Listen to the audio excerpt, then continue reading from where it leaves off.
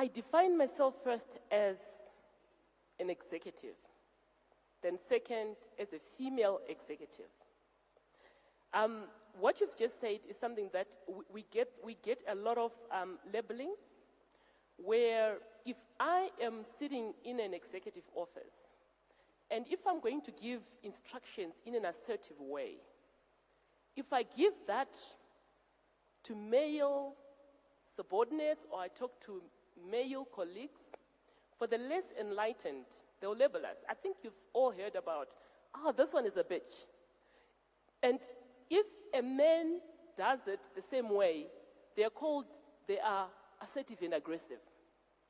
So it's very true what you're saying, Chiedza, that you may lose the femininity in description, but the moment people get used to you like that, I still remain a woman, I still remain a female. Where I need to wear heels, I'll wear heels. Where I need to wear a face, I'll wear a face. So I don't think it doesn't take away the femininity. It's still, people will just understand who I am. So it's just asserting my position and fighting for my rights without having to really, look for enforcement. Thank you. Thank you very much. Moving on to Natalie. You are the youngest CEO of corporate fintech, and I would like to just know your story. How has it been navigating your way to establish yourself where you are, and what are some of the challenges that you face, and how did you overcome them? Thank you, Chiedza. It's an absolute pleasure to be here this afternoon, speaking to young people, my favorite contingent in the whole wide world. So thank you for having me here. I think there are 5 things specifically that I would like to share this afternoon about my journey. And amongst the 5 are discovering yourself, working hard and preparing, persevering, going for gold, and being prepared for new horizons. I think first and foremost, one of the lessons that I've picked up in my life when I look back and I try to assess what my journey has been like was actually the start of it when I learned to discover myself. Unlike Amelia, where she had a sisterhood growing up, I'm the only girl in a family of 4 boys, so we're 5 in my family. And growing up, I always wanted to be a lawyer. And I think I naturally wanted to be a lawyer because growing up with 5 boys was tough. At every given point, you literally want to defend yourself and you're fighting for stuff. And when I told my parents that I wanted to be a lawyer, my mother said, no, law's antiquated. We're in technology now. You really have to study tech. So I ended up studying technology. And it was at that point in my life, I was really torn apart. I needed to discover myself because I thought my whole life was about standing up for myself, defending other people that were weaker, as a result of growing with these guys who consistently pushed you and you had to place your value on the table. And in discovering myself, I realized that whatever it was about me, I wanted to be the best at anything that I ended up doing in my life. And so I made up my mind at that point that even though I wasn't going to go to the law school that I had qualified for, which was a top law school in London, and my mother had vetoed that I was not going to go and study there, I was still going to be the best in engineering. And I didn't like mathematics. But for me, in my discovery of self, I came to understand that whatever I land my hands at, I've got to be the best. And that's one of the things that's defined me in my career. And once I understood that, I had the opportunity, I was in the UK at the time, and then I mysteriously ended up in the US, where I got a scholarship out of my engineering class after having been the best and female excelling student at the time. And this was after I really made up my mind. I want to be the best at whatever I'm going to do. And I was an arts major. I never ever started in tech. Zeros and ones in mathematics were not my thing. Put me in a literature, history, geography class, I would definitely ace it. But suddenly, in engineering, I was starting to flourish. So I ended up in the US.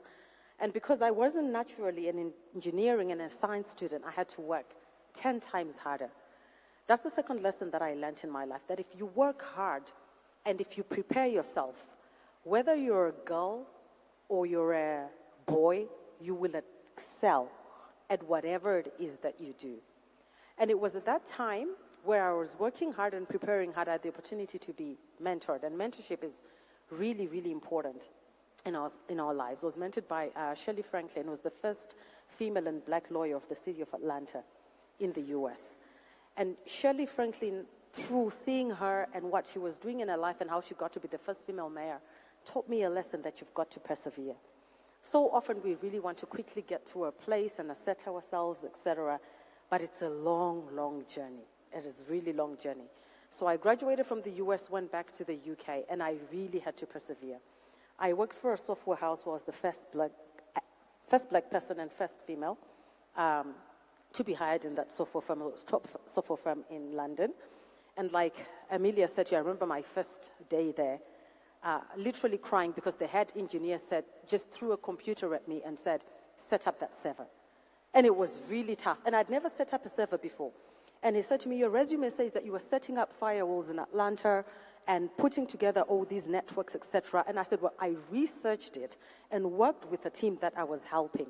And he said, well, in that case, it means you've been hired for the wrong job. So I went to the bathroom and I cried. And I called my mother.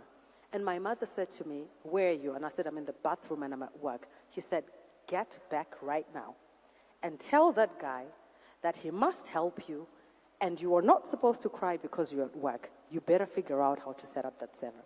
So I wiped my tears and I went back and I told that guy that, listen up. I'm here hired as a junior IT consultant and I may not know everything. You're more senior than me and clearly you're supposed to be teaching me how to do this thing.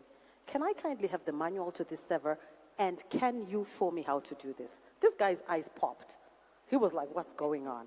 He was my best friend up until the time we left. And I think it says back to what Amelia was saying. You've got to persevere. You've got to stamp your foot, not because you're a woman, but because you're a person. And then I learned later on in my career, after having been an engineer for quite a while, that I was so tired of being an engineer, I wanted to lead in innovation. And I decided that I wanted to go for an MBA and study. And I didn't have any money, but I knew I must be at the best. Being the best was about my discovery of myself. And so made a plan to go to Imperial College London and study with no money. My MBA at the time was costing £40,000 and we had nothing. And I talked to my husband about it and he said, why don't you just go to a cheaper one? I don't understand why you have to go for the best the whole time. I'm like, the best makes the difference. So I used up all the savings that we had and just decided that we were going to go for the kill. And was literally left with nothing. So going for gold is really important. When you discover yourself and you discover what you want to be the best at, make sure you go for gold. And once you go for gold, doors really start opening up in your life. And doors really did start opening up in my life. And be prepared once you take that journey for new horizons, because new horizons will be there. And then I had this fantastic opportunity to come and work for Econet. And I was coming from a Fortune 500 company in London, and I was really thinking, can I do this? Do I really want to do this? Shall I go and lead? But then again, discovering myself, I had realized that at whatever life throws at me, I want to be the best at that. And that's how I've come about in my career in those 5 lessons.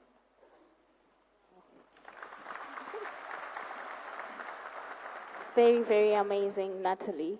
Go for the best, indeed. Go for gold because the best makes the difference. That's a very key takeout. Thank you so much for such an inspiring and encouraging story. Moving over to Lerato.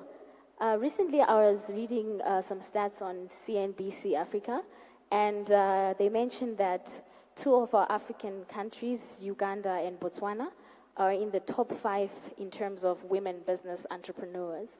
And as CEO and founder of Petrolink, I would like to understand how you have made it, how your journey has been, and how you've succeeded in such an industry which I believe is very male-dominated. Thank you, Chi. Good afternoon, everybody. I'm really honored to be a part of this conference. And I think that before I even get into my story, I'd like to just share 1 or 2 things that actually brought me to Zimbabwe and has landed me on this platform. On the 31st of May, I was here in Zim for my first time. coming on business, and I was invited for prayers in this very sanctuary. And one of the things that were actually spoken into my life by a prayer group of women was that in a year's time, you will come back onto this altar to testify. That was on the 31st of May. 3 weeks thereafter, I received an invitation from Higher Life Foundation asking me to come and share my story. And therefore, for me, as I go into my story, is that I believe entrepreneurship is truly a ministry. I see it as my ministry. I see it as something that is really spiritual and cannot just be taken, with your carnal mind. A background about myself is that I'm from South Africa. I come from the coastline of the Eastern Cape. And I've grown up in a family of 6 siblings, 4 daughters and 2 sons. And I would say that I had pretty much a good upbringing. Both my parents were educated, and everybody in my family was also educated later on in their lives. I went to one of the top schools in South Africa, an all-girls school. So I think that the passion for girls and women was truly coming from the environment that I was raised in, or basically nurtured in. But life happens, and I'm speaking specifically to the young ones who are represented. I see a lot of young women who are in school uniform. Life does happen. But even when it does happen, there's always a way of you getting back on the path. So mine has not been such a smooth journey. I've faced a lot of adversities, not because of anything, but by choices that I have made. And so it's never been a straight path whereby everything has always been solid, and influences that surrounded me that I allowed to take a part of who I was, played a major part in the results that I obtained at a young age. But nonetheless, I went to university. I did not qualify, doing a BSc in chemistry. I came back and started working in various different roles, from selling newspapers at a street corner to working as an in-store promoter, where I was carrying a very microphone that I never imagined that later on in my life I'd be sitting on a stage actually, presenting. But all these things, they do add up later on in the journey of your career, whether it's business or family, etc. And 3 or 6 months down the line, after I had returned from university without a degree, I then found employment with an oil company in South Africa, one of the biggest. And I worked there as a temporary receptionist. But what I had made up my mind was that I would be the best in what I was doing. I had been given another opportunity at doing this properly. So from being a receptionist, I had moved up over the 8-10 years that I was working for this oil company into a senior role in property development. But that was not sufficient for me, because I had felt that the environment that I was in was a very small town, and I needed to expand further. And I then moved up to Johannesburg.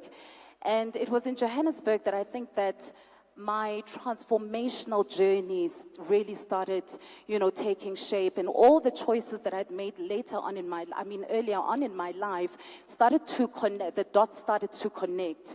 I would like to just emphasize why I say that entrepreneurship is spiritual. One is that I think that in everything that you do, there is a timing to it. So there are seasons that you will go through in your life, seasons whereby it's time for you to sow a seed, whether it's a sacrificial seed of spending time researching whatever career or industry that you want to go into. And then there's harvest time, where you then reap the benefits of whatever you've sown in there. 2 is that as you think in your heart, so are you.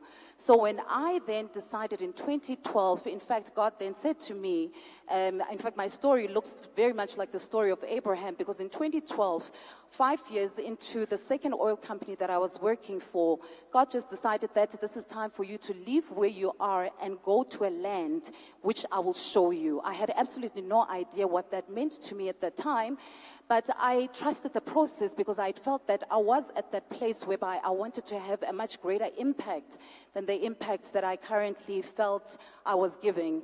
And while everybody was moving, and it was funny because at that point in time, in my office, we were moving offices into a bigger office, a much good-looking corporate office.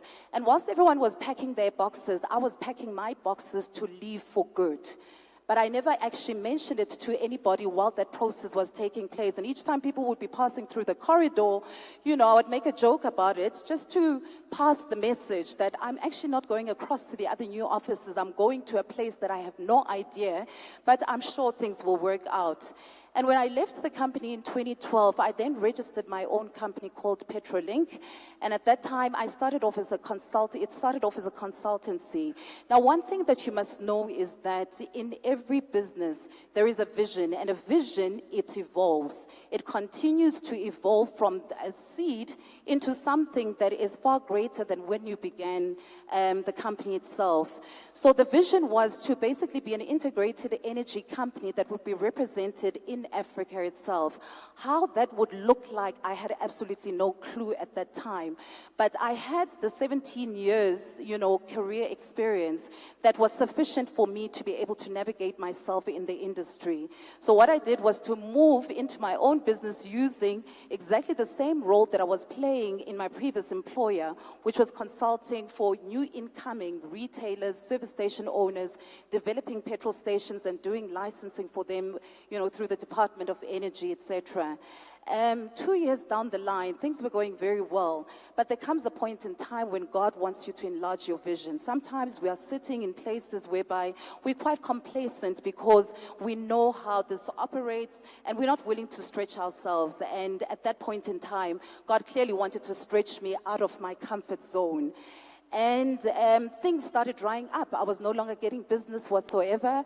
The resources that I had were depleted to the point whereby I basically had absolutely nothing. The roof over my head was taken because that belonged to the bank and not to me. And I moved out with my children out of pride. I decided that nobody should know about this, and I moved out into the streets and became a hobo for a couple of days. But in that process, you either have a choice, in fact, you know, to allow any adversity that comes into your life to either define you or refine you. And my choice was that this situation will not kill me, it will not break me. Yes, it's painful, it's hard, but there is something that will come out of it. So I endured it until, you know, things changed for me, whereby I was able to then begin to find my way around doing things, whereby I started getting a little bit of business coming here and there. But the vision that I had was so undefined that I didn't know whether I was coming, you know, going or coming back. But in the process of having to go into a dry period, a winter season, you know, God starts working within you and starts building. Through this period, I didn't have a clear vision. I was doing what I knew to do. My vision was much smaller, and it was a vision that, you know, fitted my pocket, fitted my skills, fitted the resources that I had. But often we're sitting on top of so much that we don't even recognize it until God puts you in a very uncomfortable position. And that's what happened to me. So in the process of trying to rebuild this vision, I was starting to actually look at the industry that I was coming from. And often at times is that we're operating right at the bottom of the value chain, which was the case in my business. And when I spent time just resting and waiting to see what would happen in that process of about 6 months to 8 months, I was researching the industry that I'd worked in for 18 years. So sometimes we think that we know everything to do with where we currently are at, but there's so much more. And as I was doing this research and studying so much more, I saw that there were opportunities in the upstream industry where a lot of people don't actually, I'm talking now specifically women and black, who don't necessarily want to go into that space because it looks too traditional, it looks like it's very capital intensive, it's a space that's occupied by white males, etc. But in that process of rebuilding that vision and also gaining the knowledge and understanding of what others were doing in that industry, I identified the automotive and industrial lubricants sector, which is basically, you know, oils. We use virgin-based oils that are, we use virgin-based oils, group-based 1, 2, and 3, which are your higher-end performance lubricants. And we source our additives from internationally supplied manufacturers. And what we did was then to decide that we will be an independent emerging blender of these automotive and industrial lubricants using OEM-approved additives. Not an easy industry to come in, but you spend time understanding what everyone is doing. So for me to get back into that space, I needed to introduce myself to the current independent role players. I needed to build those relationships with them and make them understand that I was not there to take anything from them, but instead to bring value to their own businesses. For those who may not know that the current industry in South Africa is a very transformational industry, especially for you know your industrialized sectors, and the industry itself is opening up for black, for females. But at the end of the day, a lot of people will say to me that, how does it feel for you? It must be very difficult for you being in this sector as a black female. And for me, I do not put that as a challenge. I never see it as a challenge because it's again, as a man thinks in his heart, so is he. So when you start focusing on things that are negative, things that will obviously blur or distract you from the vision or the goal that you've set for yourself, it's very easy for you not to reach, you know, the targets that you're aiming for. So the company is now in its 4th year. We're going into our 5th year. And currently, we've got distributors in Egypt, we've got distributors in Zambia, in South Africa, in Lesotho, as well as Namibia. So we're an African company that has told itself that we will outperform the performers. We don't see competition, we see performers. And again, it goes back to how you see and think is exactly how the market will respond to you. Lastly, on that point is that a lot of individuals, I think, take entrepreneurship as one whereby you are looking at success. And success, you can define it in many different ways. It could be material success. For myself, I decided after the 2 years whereby I had failed dismally because that was my core focus in accumulating, you know, the properties, accumulating the material significance. It was very clear to me that that is not what we should be chasing at. Our role as black women in these industries that God has opened up for us, that He's placed us in there, is to actually attain significance. And what is significance to me is that how many lives have I impacted through my company? What are the things that I am doing in terms of my representation in the communities that my company operates in? That for me is true success because it talks to the significance of the individual, of the woman that you want to be known for in the sector that you're representing. And I think for now, I'll leave it at that, Chiza. Thank you very much, Lerato. That is such an amazing story and so many key takeouts. I'm amazed by your resilience through the storm, how you didn't give up, but kept on pushing yourself and encouraging yourself through the storm.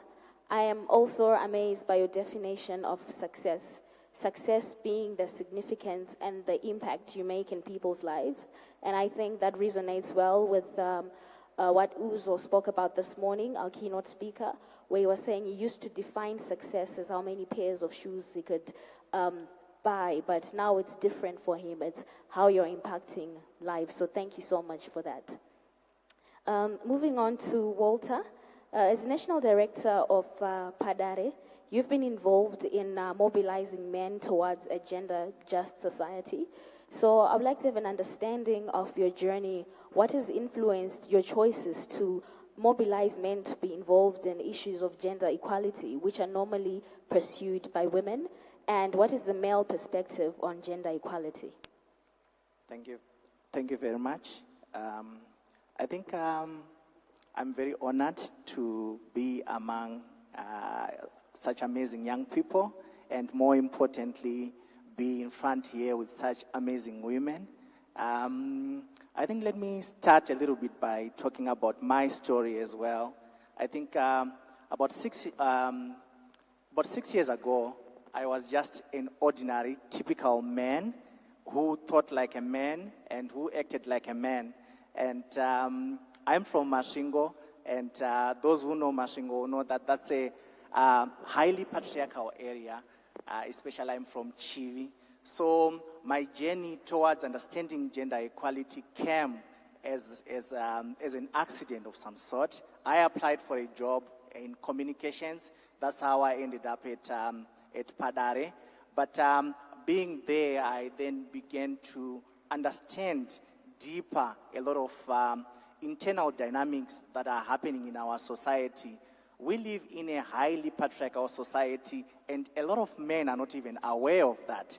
We are so privileged as men that some of those things that happen in our lives we take for granted. I'll take, for instance, my day as a husband. You know, I wake up, breakfast is made, the bed is made, hot water is running, and the kids are prepared for. There are people who work behind the scenes for things to happen for a lot of men. And for a very long time, our responsibility was just to provide financially, and that was enough. And then when I joined an organization called Padare, Engundleni Men's Forum on Gender, I discovered that there is a lot that we can also do as men. And there were a lot of disadvantages that women were facing, women and girls face every day, and men are not even aware of. So in doing this work, I think our work started really after the Beijing Conference of Action in 1995. That's when our organization was started. So after that conference, a lot of women's organizations were formed that were focusing on advancing gender issues from a female perspective. And what emerged from the conversations after that was a lot of backlash against men to say that women are in this position because men are doing this. Women are in this position because men are doing this. So our organization started as a response to that, to say that as men, we also have a role to play in advancing gender equality and also talking to each other about what it really means to be a man. The definitions of manhood or the definitions of masculinity that are so popular or that are popular in our communities revolve around the macho man, the toxic masculinities. You are a man. Where I come from, they actually say, as a man, which means that you have to show that you are a man by doing dangerous things, and most of those dangerous things also affect women and girls. So we decided to change the narrative as men to say that we can also contribute towards gender equality in our different capacities as men.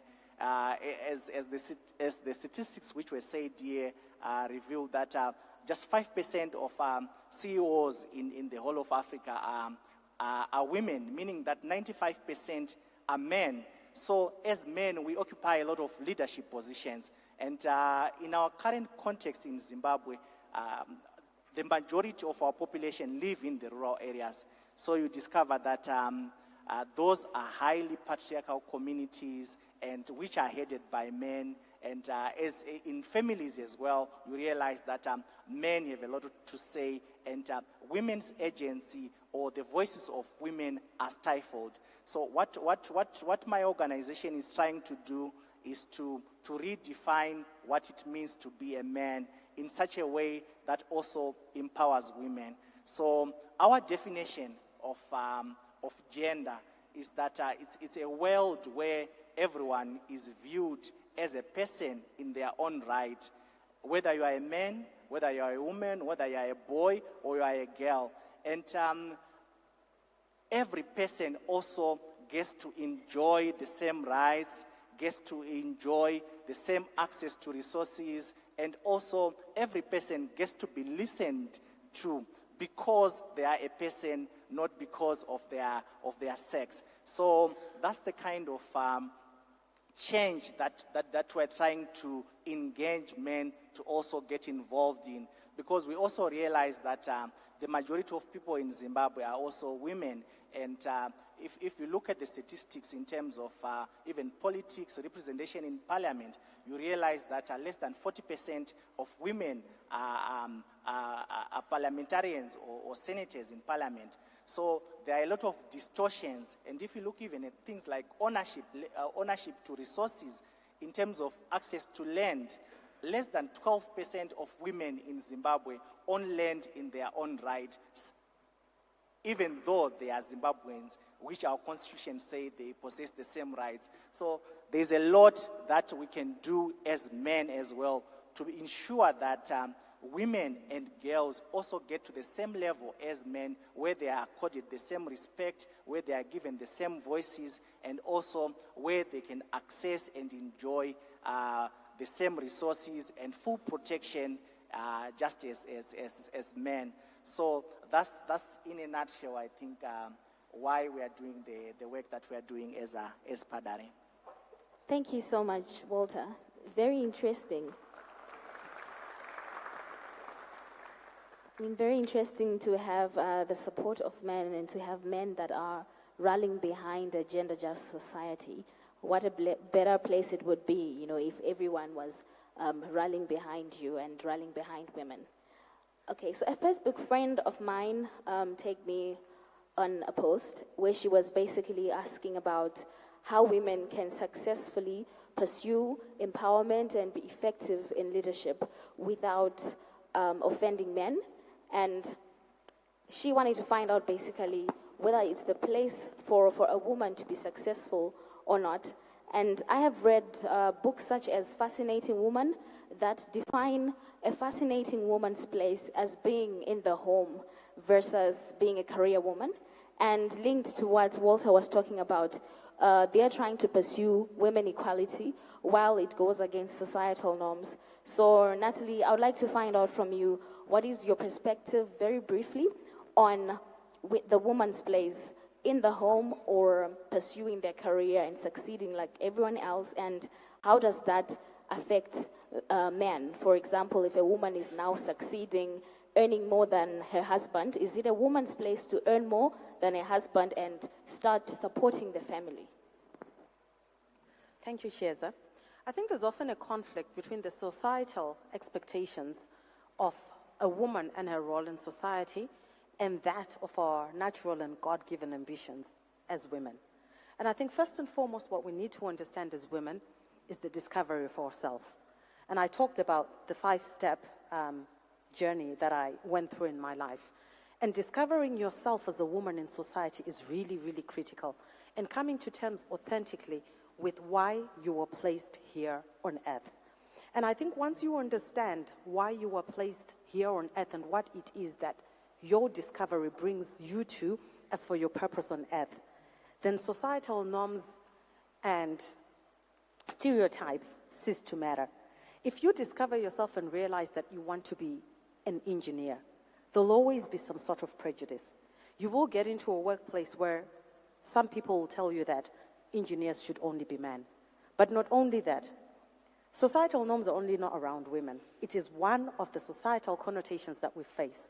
It could be about being black. You go to Europe and people will label you and say, should you be entitled to something because you are black or you're white? Or you'll get into places where there's so much mature awareness around fat or thin. All of those are prejudices. And the stereotypes around whether women should be in the home or out of the home are just one of those prejudices. And I've learned earlier on in my journey in life to ignore and completely do away with prejudice. One has to learn how to rise above prejudice and discover their core purpose for living. And once you discover your core purpose for living, and if you feel that you want to be at home with your family and you are comfortable with that, and that's what makes you comfortable, and that's your call for living, then that is absolutely fine.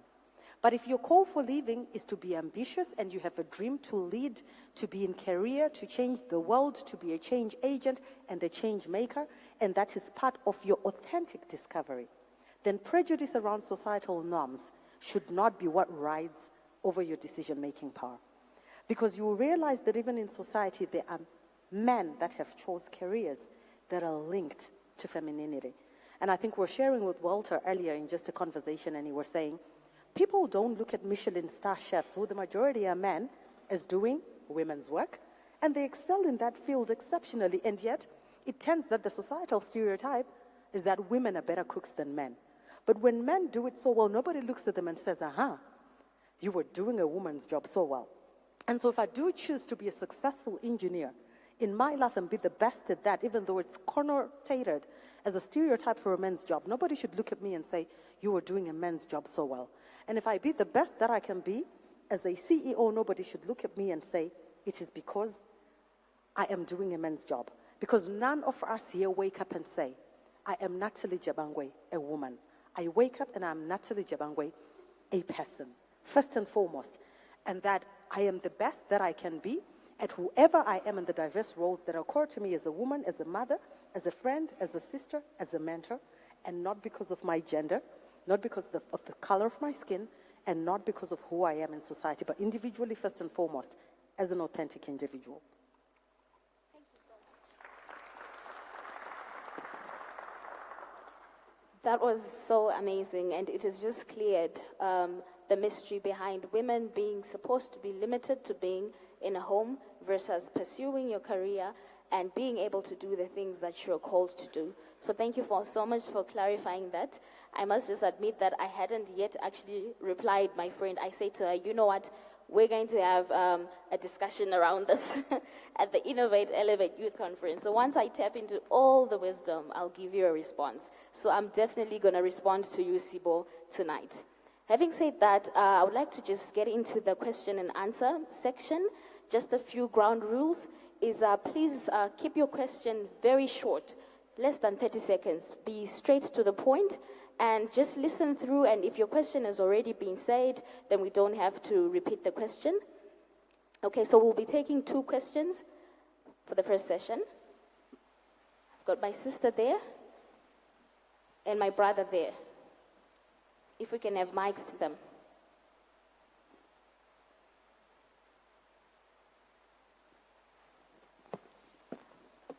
Just an addition is that please may you direct your question to the specific panelists that you'd want to answer the question. Thank you for your discussion. It was very fruitful. I myself, I was raised by a single mom, and I really believe I take it personal, this gender issue.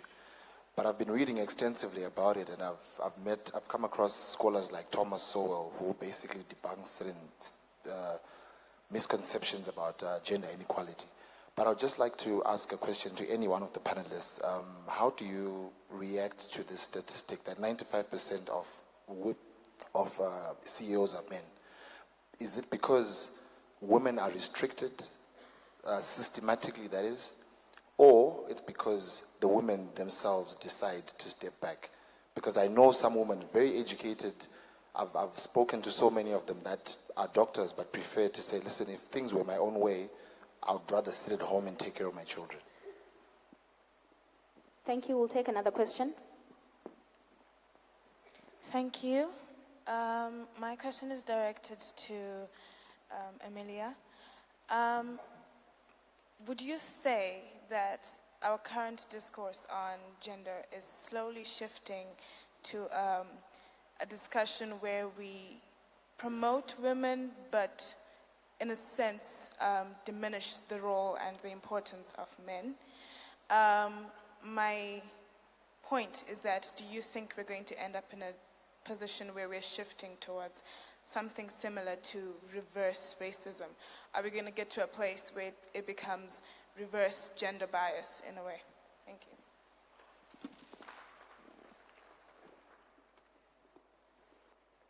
Thank you. I'll answer the first question as well as the second question. You asked whether women are restricted or they restrict themselves. I just want to refer to a point that Natalie made. There are certain people, I'm a chartered accountant by qualification.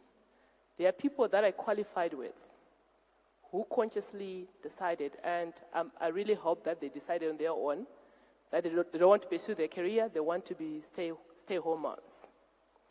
But what worries me is I was just looking around. I've not seen any professional man who has actually said, I want to take care of my kids for 3 years, then I'll go back to work. And going back to what Padare is doing, I think it's time that there is more awareness to men that it's not a weakness to look after your children. The reason why you find women doing that is because our society is so patriarchal. It's abnormal for a man to say, I want to look after my children.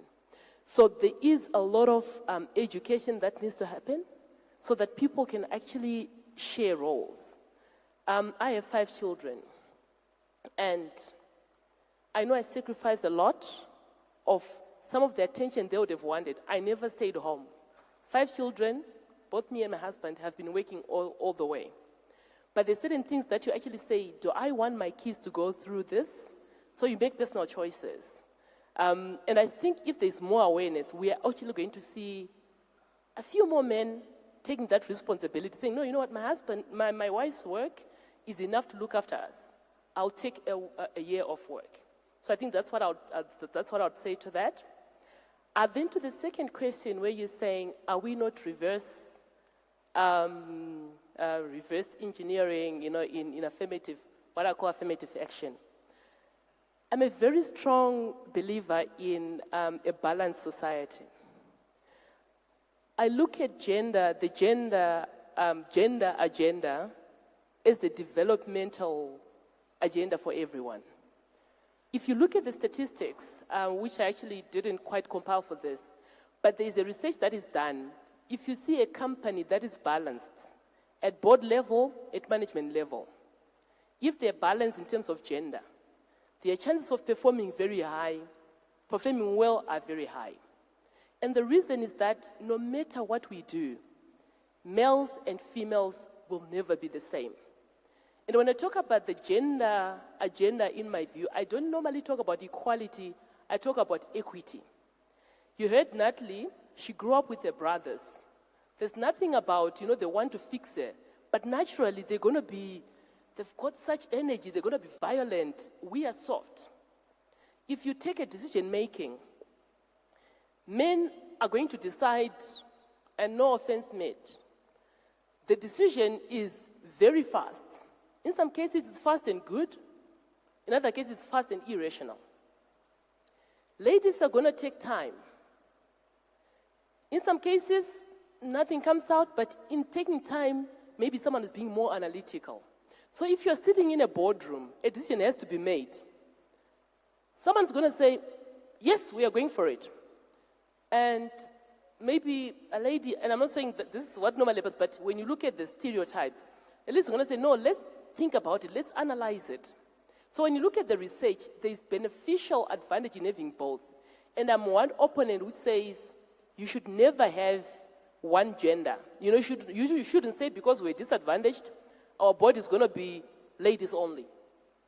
Or because we're disadvantaged, now want all the C-suite executives to be ladies only. I seriously believe that there has to be merit and there has to be conscious balancing of the genders. Thank you. Maybe just to add on very quickly for the first question. I think society has largely, also for historical reasons, been patriarchal, and I think the panelists here have highlighted that. And the challenge that we face today is for women to discover themselves more, so that the choices that they make, and if it is a choice to stay at home, has been influenced as a result of authentic discovery of self. And that it has been based on really digging deep and deciding whether that is what you truly want. A lot of the decisions, unfortunately, for women to stay at home, and this is true, has been a result of societal norms, because the woman's place has been stereotyped to be in the home. And the majority of the women that you then ask say, but I didn't have a choice. I had dreams and ambitions.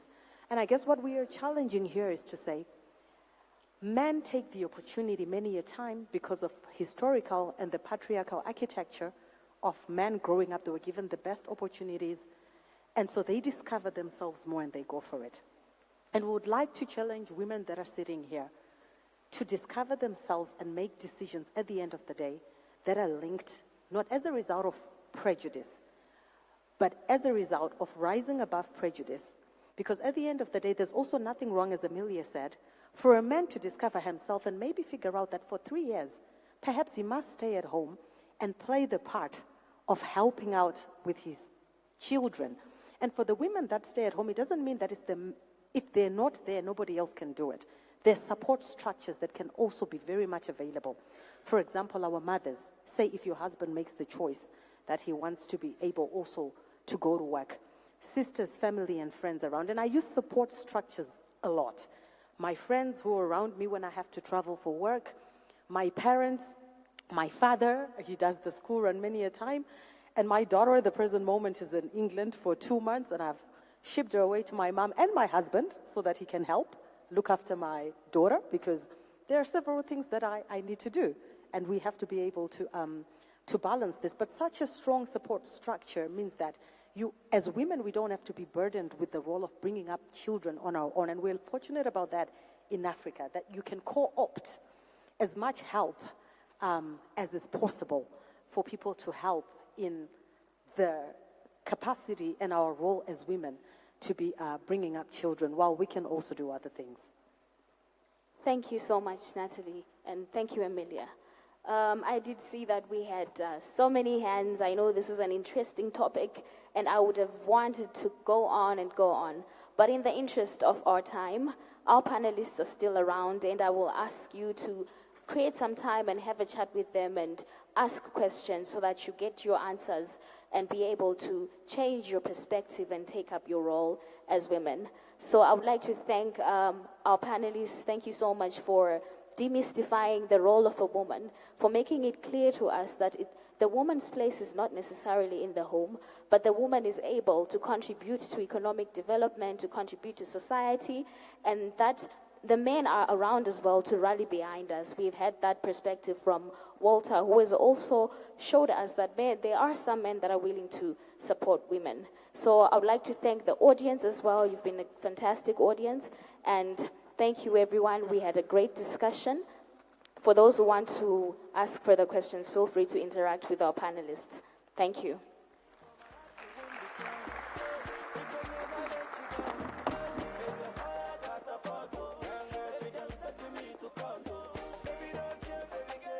Let's give them a round of applause. I know this topic is one of the most hot topics, and I've got some nuggets that I pulled out from the discussion. And my conclusion is that there are deep-rooted ways of living, tradition, and ways of thinking and this is addressed to men, because I'm sure if you hear what the different stories that have been shared here, it's always the men that are on the other end where such situations actually affect the women, that you and I actually need to unlearn, right? To unlearn, where we say, my brother gave a very good example, where if it's in the kitchen, what stops me on a Sunday or any other day to come in and help cut the onions? Start there, start from somewhere, right? And then so on and so on and so on. We need to unlearn the syndrome of a typical ordinary man. What my brother said. And what is the ordinary man? I mean, I would like to say, in my language, I would say, Ndoe Jirao, meaning that, he comes, where he comes from, I come from. And it is so true that there is that thinking that we need to unlearn as men. And I'm sure it's a common phenomenon even across the regions of Zimbabwe and Africa and beyond. Let's give them a round of applause as they just take their seats in the auditorium. Thank you so much.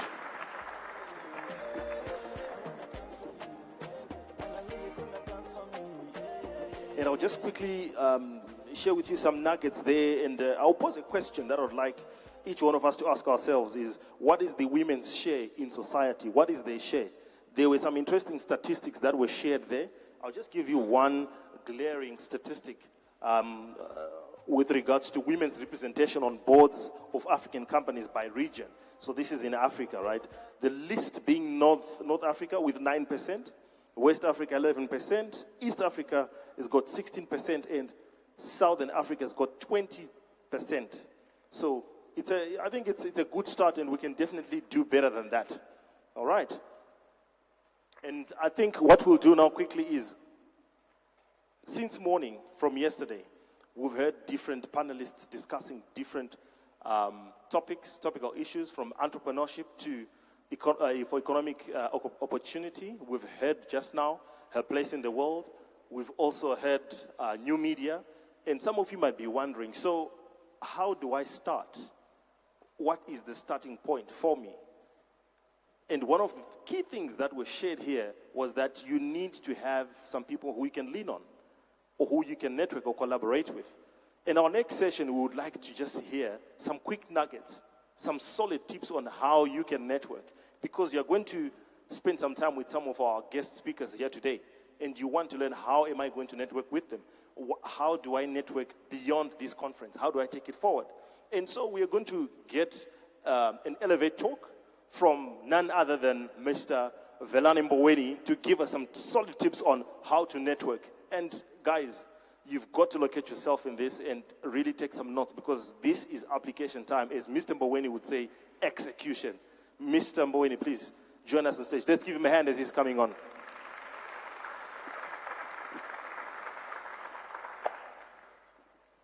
Over to you, my brother. Thank you. Thank you so much. So I'd like to think that we've all been sitting for some time now. So before I get started, I think I'd like us to do a little bit of an exercise. So if we could all stand up to our feet.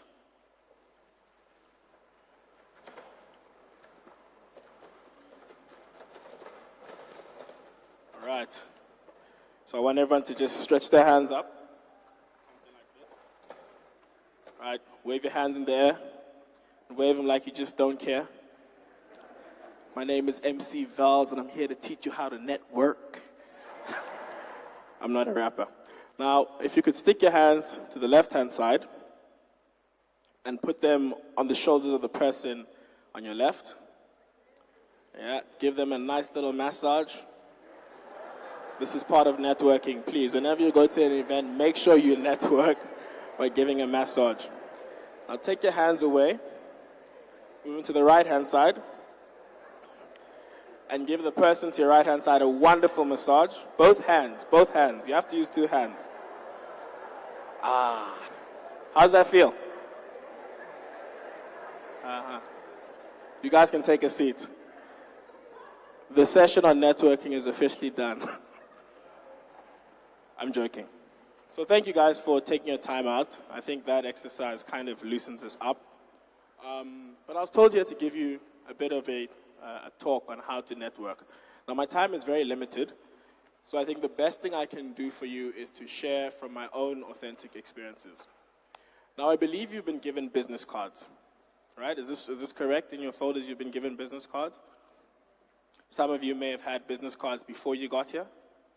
Now, a business card is one of your key indicators of who you are. So a lot of what you do and what is written on your business card says a lot about you and your company and everything you represent.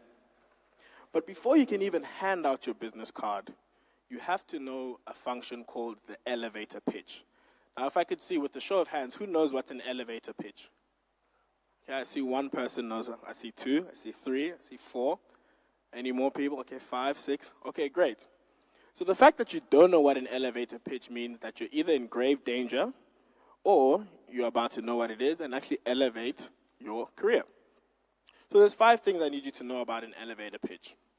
Let's pretend you're in the New York Stock Exchange, or you walk into Miko's Hotel, and out of nowhere bumps Mark Zuckerberg from Facebook.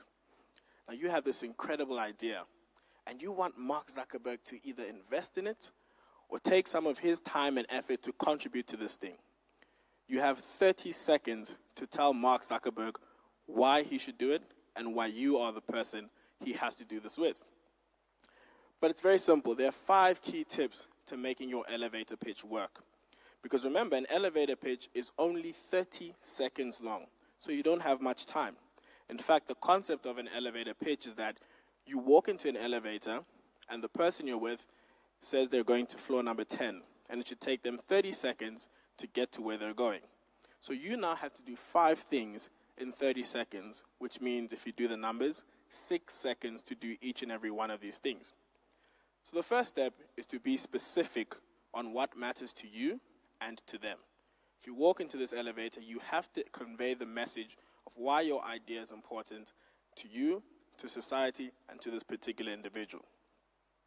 Another secret is that you shouldn't actually tell them everything, because the key of an elevator pitch is to get the individual to contact you later to find out more. The third is to emphasize why you are unique. Remember, in earlier talks, we spoke about why the entrepreneur is more important than the intellectual property that they bring. Fourthly, you have to say why the person should listen to you. So if you had to speak to Mark Zuckerberg and tell them about your brand new idea, you have to hit a nerve strong enough to make him know why your idea is important. Now, I don't know if any of you remember a social media called MySpace. Did anyone remember MySpace? Right? Before Facebook existed, there was a concept called MySpace. Now, if I was Mark Zuckerberg back in 2003 and I approached a gentleman called Tommy, who was the founder of MySpace, I would tell them about this idea that says MySpace is no longer going to exist in the next 5 years. Whether he believes it or not, that is a cause for concern for him to listen to me. And I'm sure you all know what happened next. Facebook took over. None of us here actually remember what MySpace looks like. Now, the final thing is to always leave the person you're speaking to, leave them wanting more. So if I could tell you about this wonderful sauce, and I know Farah Mpofu mentioned that she's working on this incredible chili sauce, she told you some of the ingredients, but didn't tell you the rest, this is a key concept of your elevator pitch. So when you give a pitch and let everyone know what you're about, spare them the goods, tell them the key parts, but let them want more.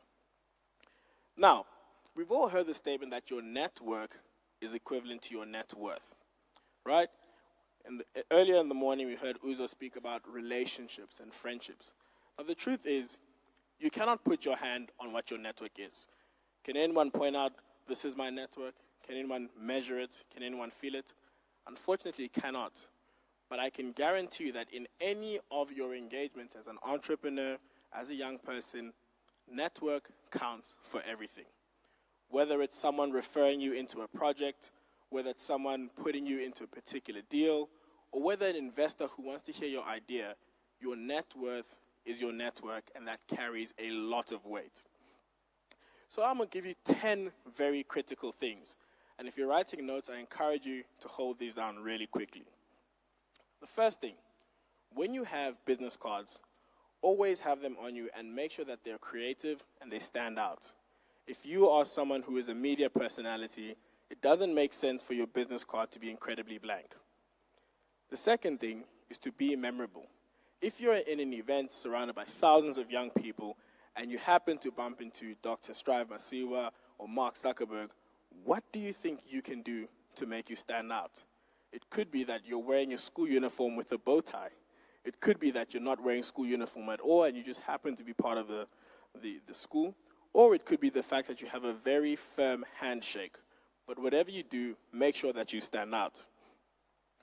The third thing is that you have to listen to what people say. When you're striking up a conversation with someone, remember that human beings like to be heard. Even if what they have to say has no value to you, if you listen and pay attention and are able to reiterate that with someone, they feel good and you'll feel good. Because remember, a network is part of collaboration. The fourth item is that you must always have quality over quantity. Now, many people can be in a rush to say, I want everyone to take my business card. Everyone must be part of my network. But I can tell you that the quality of your network is more important than the quantity of your network. So if you have 5 really good, important, and influential people versus 200 mediocre people, I assure you that your network is better with the former than the latter. Now, the sixth point is that you really ought to make sure you follow up on your promises and what you say. Because many a times we go into places and we say, hey, I promise you I'll send you an email. Hey, I'll do this for you. Hey, I'll do that. Remember, people actually listen to what you say, even when you think they do not. So when you leave the IEYC conference and you met 5 or 6 great people and you do not follow up, I can assure you that it will take a lot longer to really build up that network than if you did not do that in the first place. The seventh thing is that you need to make sure that your network is not just about connecting for work purposes, but for building a real relationship. Remember, I can assure you that no one in this room would like to feel used. Is that correct? No one wants to be used for anything. But if you invest in someone, in your network, in your relationships, let's say it's someone's birthday, let's say someone had a tragedy in their family, it's very important to reach out and say, hey, I'm really sorry about the loss you've just experienced. I'm really sorry that maybe your football team didn't win. All of these things add up, trust me. Now, again, like we've said, network is about being wealthy, but not being rich. You see, if you're a wealthy person, you're able to regenerate what's around you. If you're a rich person, it's a temporary state of being. That being said, always work on the quality of your network rather than the quantity. Now, another key important factor, and it's probably my second last one, is that your network is actually not about money, money, money. See, if you want money, it is better for you to rob a bank because there's only two risks you have to focus on there: the security guards and the entrance. That's all you have to worry about. Now, I'm not saying go and rob a bank, please, don't do that. But I'm assuring you that beyond everything that happens with your network, the value lies in anything but money. Because I can assure you that when you move beyond your network will take you places that money cannot buy. It'll open doors for you that no matter how much money you have, network will always cover that. And the last important thing, as I bow out, is to say that networking is more about what you can give rather than what you can gain. And we all know spiritual principles suggest that if you give, it shall be given back to you, good measure, pressed down, shaken together, and running over. So remember that once you build a network, always approach someone talking about what value you can give to them, rather than being someone who just wants to take. And if you take these particular principles, I can assure you that your network will not just grow in inch by inch, but it will grow by multiples. So I hope this session has helped you. It's been really brief, probably the briefest you've ever had, but I hope that it'll make a great, great, great impact as you innovate and elevate your youth careers. Thank you very much.